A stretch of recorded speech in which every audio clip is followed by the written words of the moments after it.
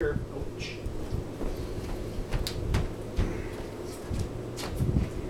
Okay, so who here likes pizza? I do. You guys don't like pizza? Everyone loves pizza. Pizza is such a universal food, and it's great for every occasion, and it's definitely my favorite food. So today I'm going to be talking about pizza and how to make your very own pizza at home. So like I said before, pizza is a very universal food. You can get any kind of pizza that you want, from regular cheese pizza to breakfast pizza, dessert pizza, fruit, veggie pizza, any kind of pizza for anyone's taste and anyone's diet. You can even make gluten-free or dairy-free pizza.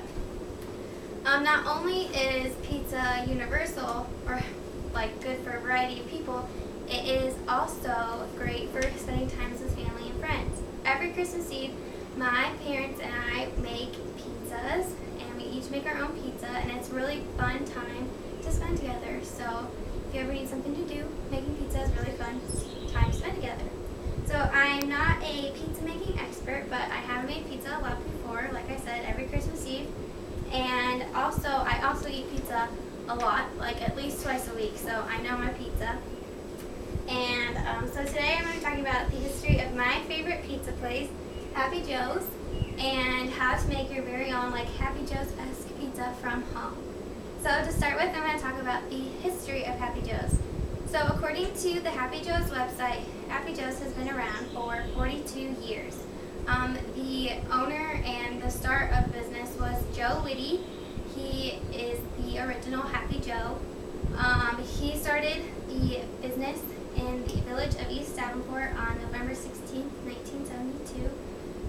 It was the first ever pizza parlor and ice cream shop combined, so it was brand new of its kind. As you can see here, this is Joe Whitty when he first started, so like 1970s. This is him now, still happy.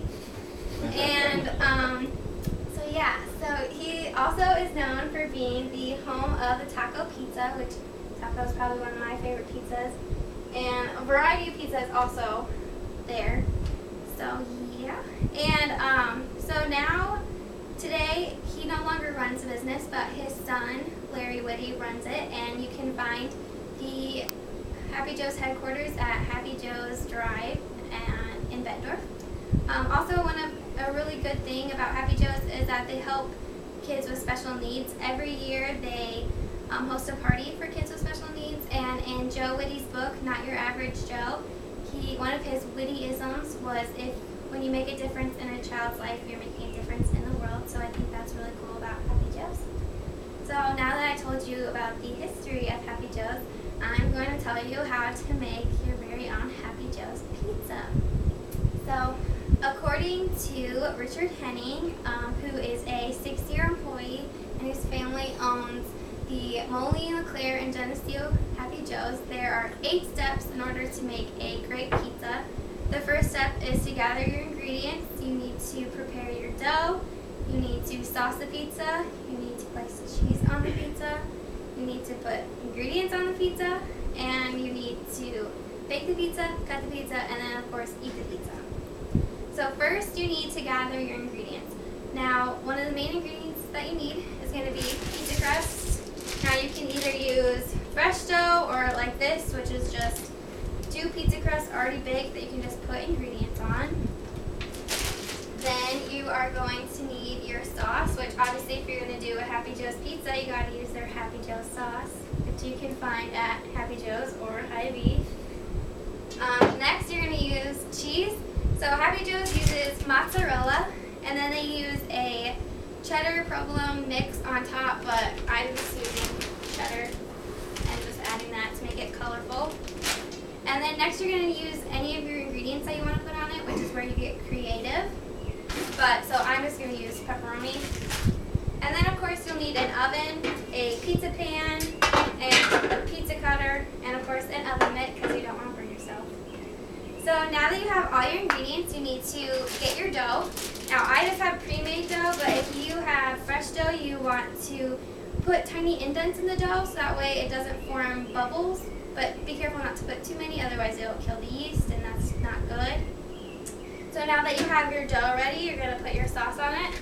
Now I'm using the Happy Joe sauce, and you want to put it all the way to the edge, and you're going to make sure it's a deep, rich red color so that you can't see any of the dough underneath, and so you know you have a lot of sauce on there.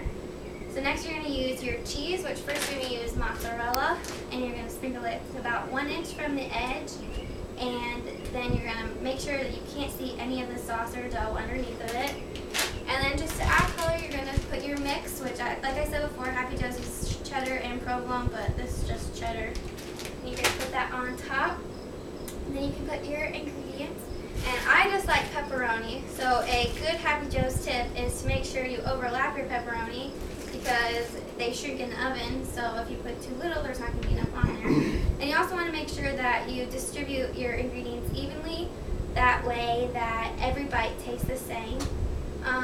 So now that all the ingredients are on your pizza and you're ready to go, you want to put it in the oven.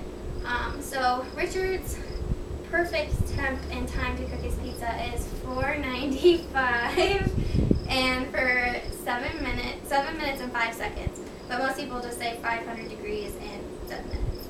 But obviously we don't have a pizza oven at your own house. Well, maybe you do, maybe you're rich, but I don't have my own pizza oven at my house, so you just want to cook it for about 450 degrees for about 15 to 20 minutes, just whenever the cheese is melted and the crust is golden brown. So after that, your pizza is baked. You're going to want to cut your pizza with your pizza cutter.